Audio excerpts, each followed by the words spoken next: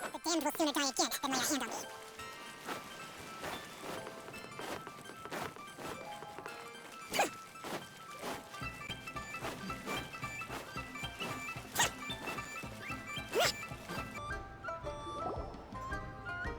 Master Xingqiu, thank goodness you're finally back.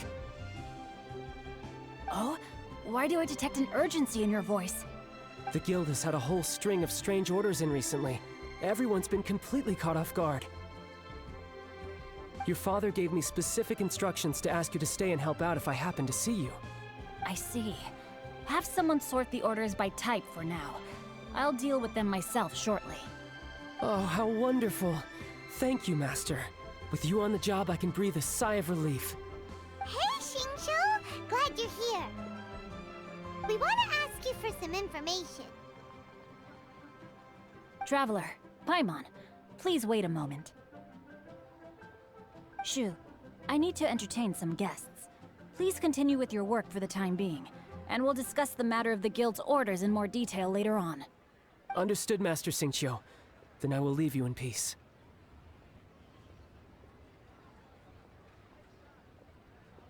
I wasn't counting on finding you here today. What's going on? And how, pray tell, may I be of service?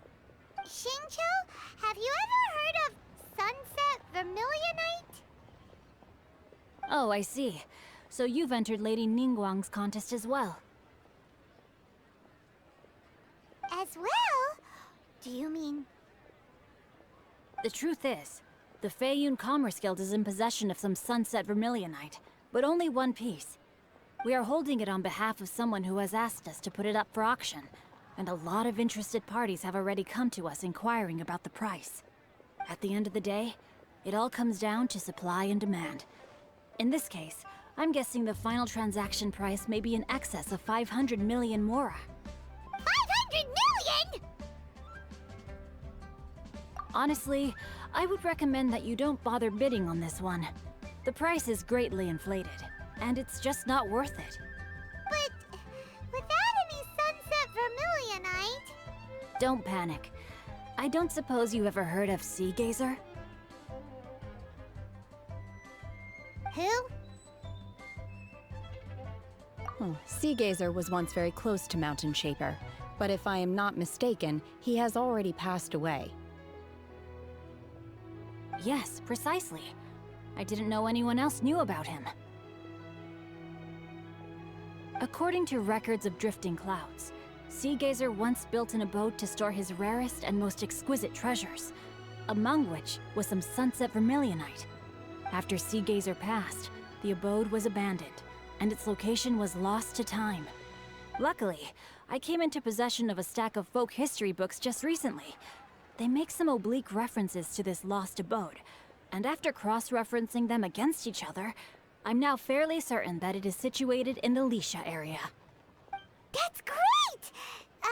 But is it really okay for us to just go and take his treasure? Wouldn't it be a little, disrespectful? With him being an Adeptus? You needn't worry. As far as I understand, Sea Gazer was very open-minded. Even while he was alive, he wouldn't have let something like this bother him. Open-minded? I have not heard of Sea Gazer being described in this way before. May I ask where you read that? Just a rumor I heard out in the mountains. All right then, let's go.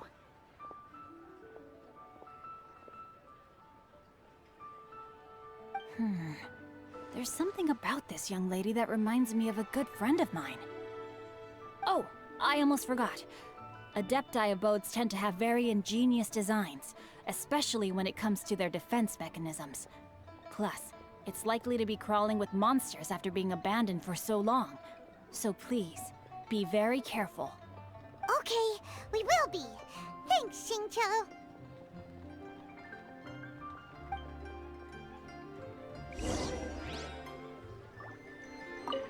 It looks like the Jade Chamber rebuilding project will be fiercely competitive. It's difficult to say who will emerge as the winner.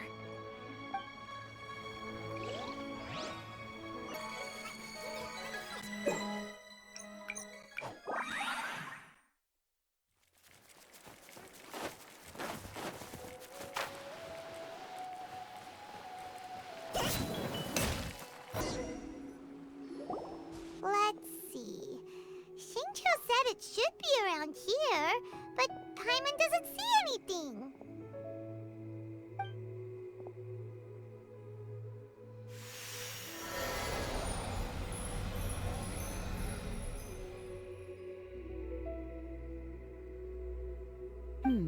This place was hidden using a special Adepti art. But now that I have removed it, we can inspect the area more closely. Wow, that's amazing! Yep, let's take another look around. Hey, look! Is that a new Seelie over there?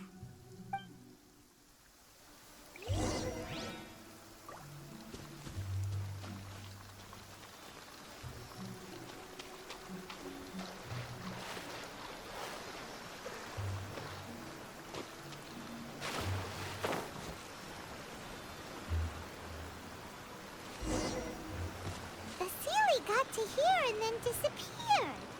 Should we go over and take a look?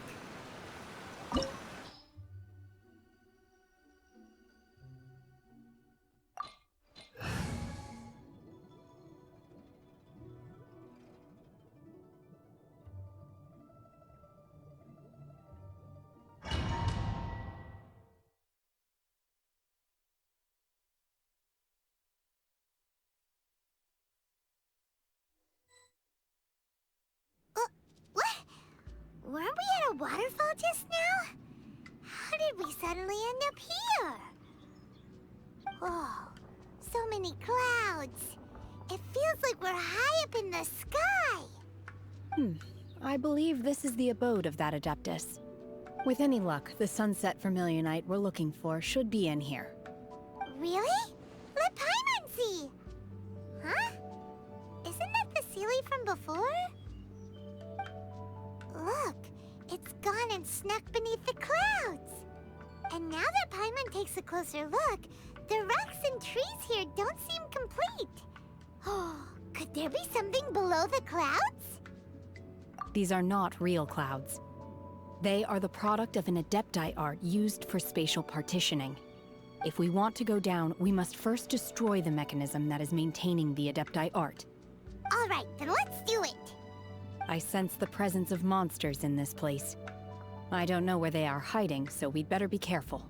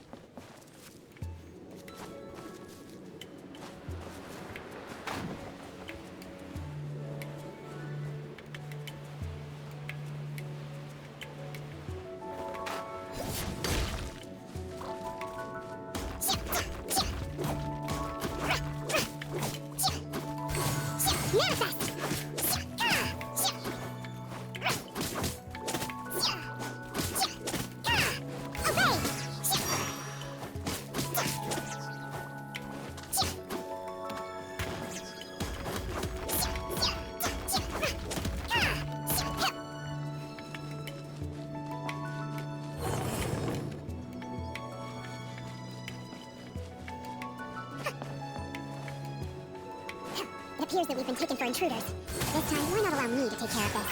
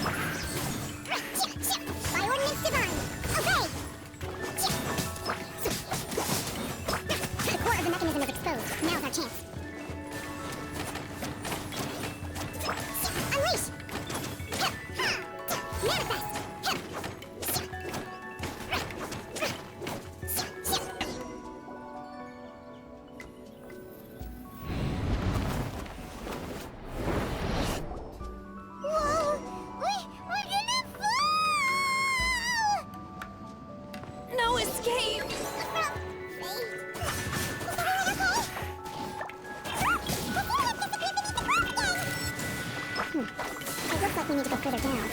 But before that, let's destroy the guard mechanisms on this level first.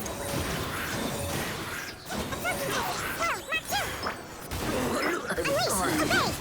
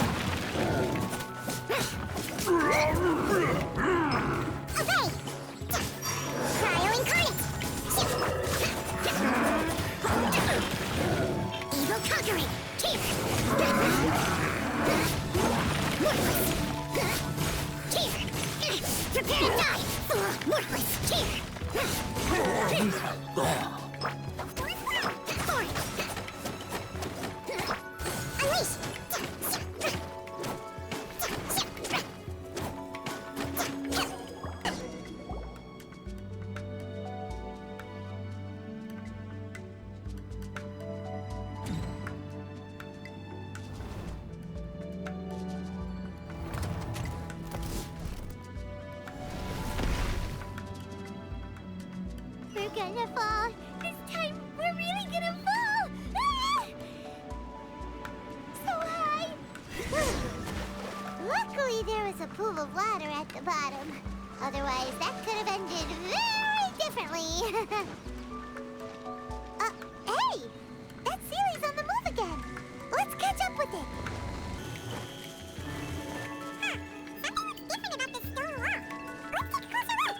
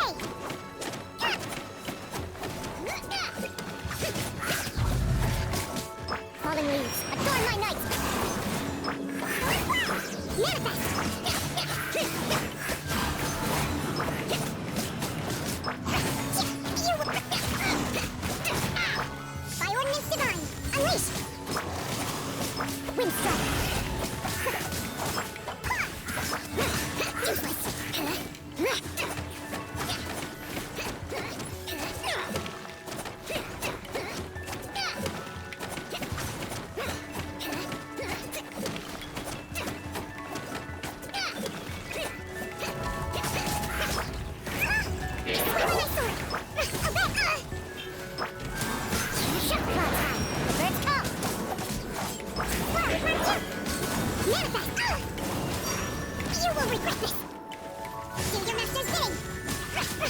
Obey!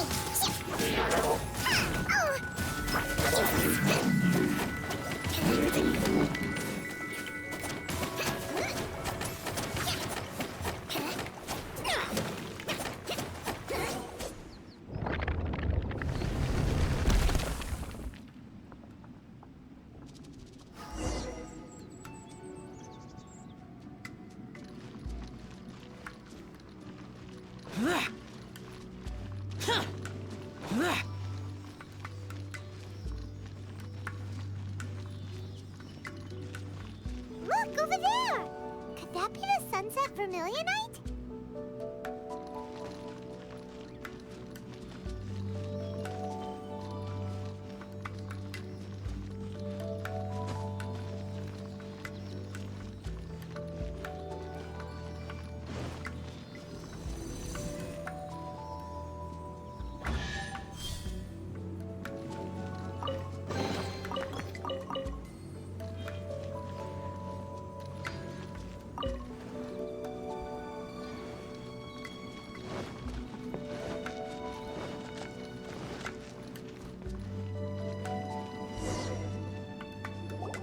Is this it?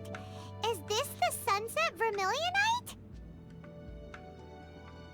It's so huge! That's true, but then again, why isn't it floating? Plaustrite doesn't float until it's activated. It may look different from most ordinary stones, but it weighs around the same amount. Only after being activated does Plaustrite reveal its true nature, breaking free from the shackles of the mortal realm and ascending up into the heavens. Wow, Shenhe, you seem to know everything about this. Only because my master is fond of chatting about these things. The moment she has some time to spare, she'll come straight for me and start telling story after story. I don't care for her stories most of the time. I certainly didn't expect them to ever come in handy like this. Hold on a sec. Paimon just realized something. If we activate it here, there's no way we'll be able to get it back to the site, right? Heck, we'll be dragged up into the sky too! But if we don't activate it, how else are we gonna lift it? This rock must weigh well over 1,000 pounds, surely! Don't worry. I can handle the weight quite easily. Are you sure? Be careful! Please don't worry. I'm well aware that a plaustrite sample this large must be highly valuable. I will be gentle with it and make sure it does not get damaged. My safety. That's right! Paimon's sure you can handle it and everything, but if something this heavy lands on you, you're gonna get yourself hurt, no matter who you are. You gotta be extra careful when lifting heavy objects. It's just common sense! Is it now? Well then, thank you. I'll go on ahead with the plaustrite. Let's meet at the building site later. How is Shenhe able to carry that huge rock all by herself? Huh. Adepti super strength much?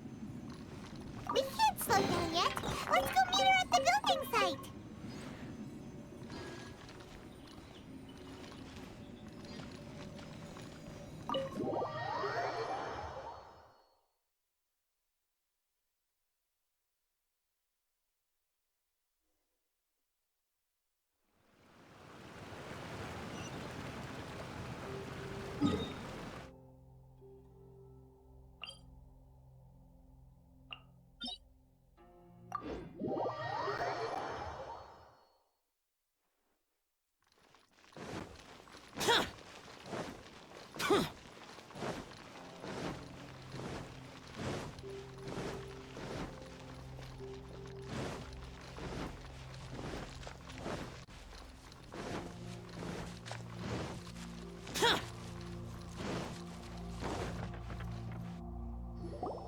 Oh my god, I can't believe my eyes. How can she lift that massive rock all by herself? She's gotta be one of those adepti, surely. Oh, mighty Adeptus, please give me your blessing so that in the coming year I may reap a more bountiful salary. This is top tier in size and quality, and the condition it's in is quite simply immaculate. Congratulations, this item is approved for submission.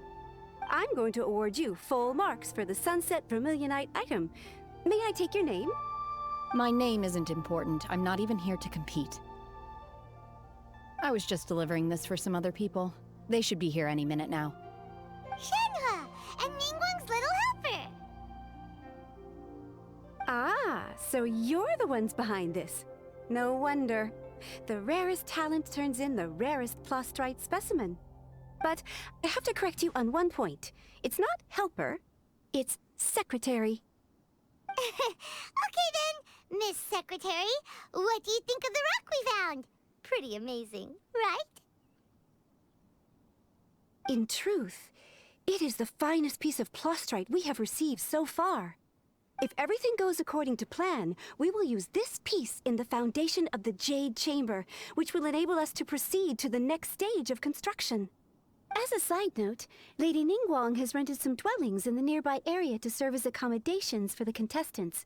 If you need a place to rest, you are welcome to stay there. Now, please excuse me. As you can see, there is still a lot of work to do on the building site.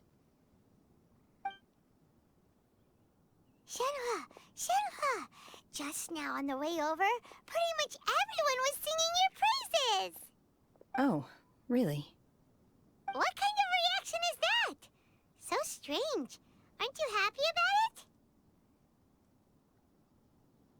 Whenever Paimon gets praised, Paimon can't help but hold their head up high and break into a big smug smile.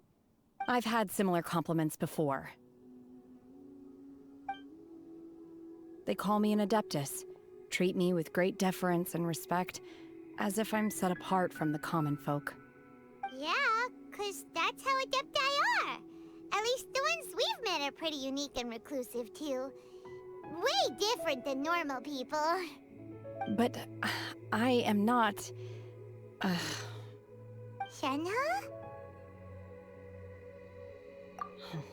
I'm fine. I've been exerting myself quite a lot ever since we set foot in that abode. I'm just a little fatigued. Well, Byron said that there are some makeshift hotels we can use, right? Let's go check in and take a rest. No need. I simply need to find myself a secluded place in the wilderness to sit and meditate in silence. You can't do that. It's dangerous out in the wild on your own. When you're hungry, you go eat something tasty. And when you're tired, you go lie down in a nice, comfy bed. All right?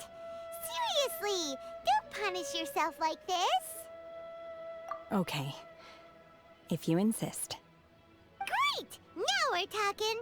Let's head to our hotel.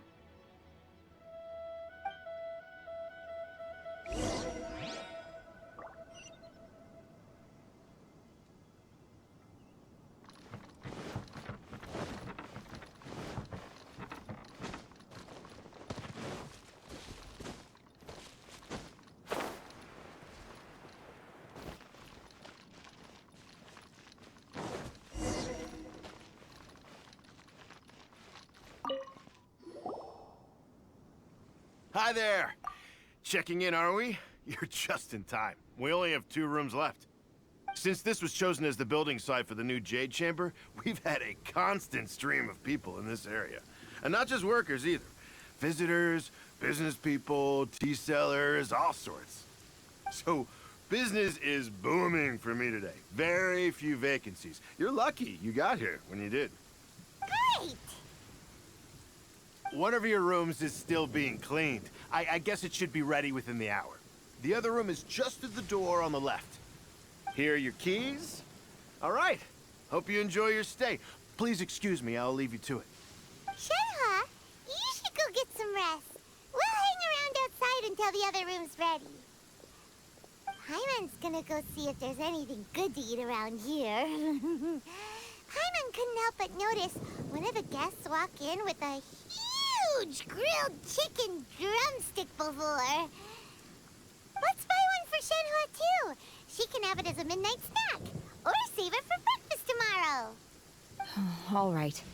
I will head to my room for now. If you need anything, don't hesitate to disturb me. I'm a light sleeper. I will hear if you knock on the door. See you tomorrow.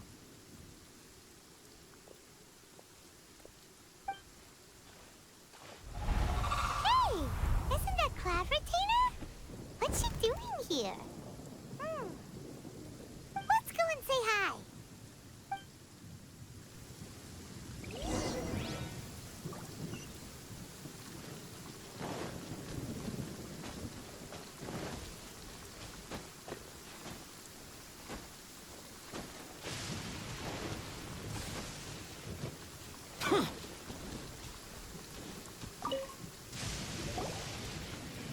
One trusts you have met Shenhe. So, are you getting along quite well? So far, so good. Yeah. So, you know Shenhe too, Cloud Retainer? Naturally. Save for Ganyu, who spends the majority of her time in Liyue Harbor. All the Adepti living today are acquainted with Shenhe to some degree.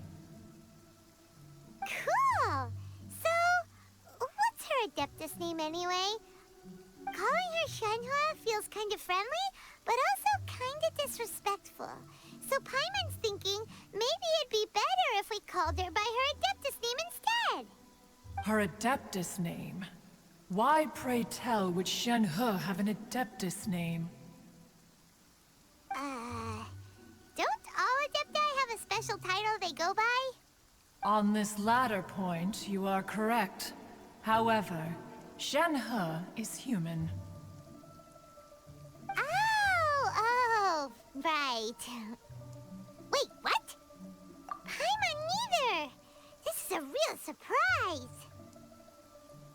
Do you mean to say that she presents differently from ordinary human beings? Well, to start with, her problem-solving methods are extremely direct. Ah, yes. She was like this all those years ago when one first met her. In this respect, she has not changed. One first found Shenhe by chance in a cave. One was passing by and sensed the presence of a god's remains. Being of an ever-vigilant disposition, one entered immediately to inspect the scene. Inside was Shenhe, then aged around 6 years old. In her hand, she held a dagger with which she was confronting a monster that was the god's remains incarnate. That sounds so dangerous. When one arrived, she had already been locked in confrontation with this monster for several days. Most mortal children are fragile, both physically and mentally, and are highly reliant on their parents for survival, but not so her. That she was able to endure such terrible danger was due not only to her strong willpower, but also to the bloodlust and homicidal instinct with which she was born. One dealt with the monster, yet she still refused to lower her guard. She even pointed her dagger in one's direction and remained ready to strike. Only after she was satisfied that one had no intention to cause her harm did she finally relent. She then passed out without uttering a single word. In other words, if you hadn't passed by that day, Shenhe might have... Not necessarily. Upon one's arrival, one could sense that the god's wrath was gradually receding. Even had the stalemate continued, one suspects that Shenhe may have still emerged the victor of the confrontation. That's still so dangerous, though. Why was a tiny little kid battling against the wrath of a god in the first place? Alas, the mortal world is rife with suffering of every kind. And she had experienced her fair share of this even at a tender age. Seeing that she was homeless, one decided to adopt her. Indeed, it is one to whom she refers. Xingqiu has an extraordinary constitution, making her well adapted to practicing the Adepti arts. All the Adepti cherished her talents, and so we were willing to train her. However, her homicidal urges did not subside with age. Rather, they grew stronger day by day. Mooncarver once performed a divination for her. He declared that her fate is to bear the curse of calamity. Consumed by malevolent energy, she is prone to bring harm to those around her. Such is the magnitude of the danger this poses, that her soul must be bound with red ropes to keep her homicidal instinct at bay. The red ropes have indeed served to keep her calmer and more content. They also seem to have rendered her somewhat inexpressive. Perhaps the red ropes are so powerful that they have suppressed some of her other emotions as well.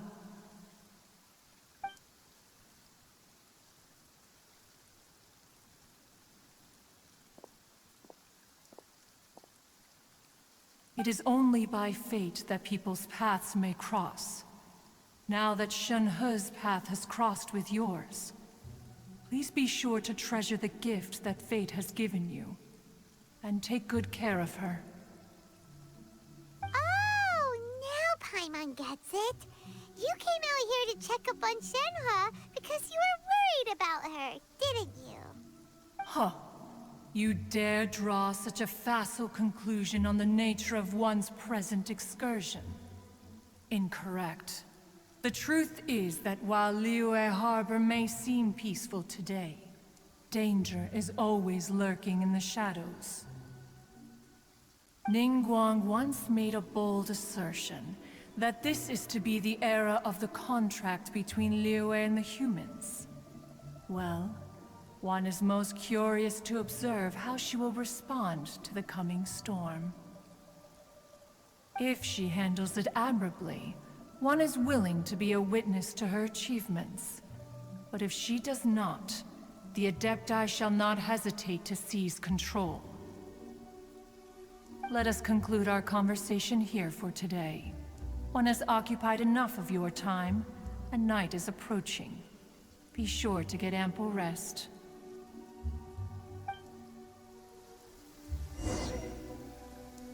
So, Xingqiu isn't an Adeptus after all. She just grew up around the Adepti. Oh, no wonder she doesn't like being treated as an Adeptus. Having everyone falling over themselves to show their respect all the time must be kind of hard to deal with. A human raised by the Adepti is precisely what Liyue needs right now. It is also what the Adepti wish to give to Liyue.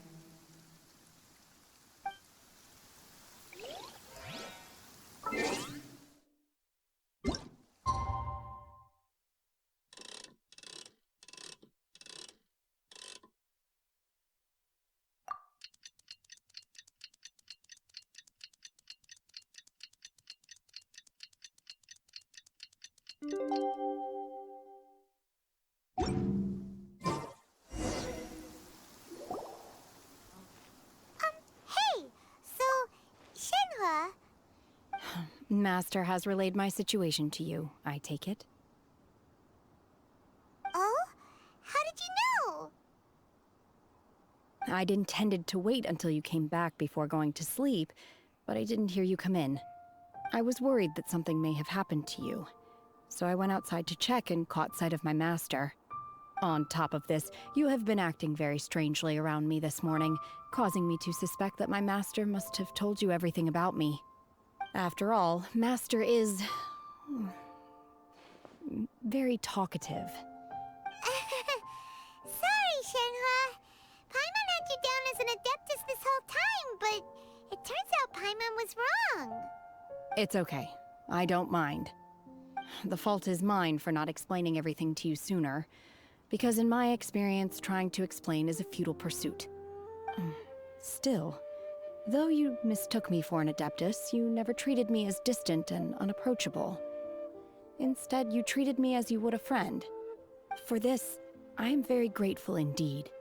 To be fair, we've met our fair share of real Adepti, too. Anyway, now it's settled. From now on, you're our friend. Whether you're an Adeptus or a human isn't the important thing. First and foremost, we're just plain old friends. Got it.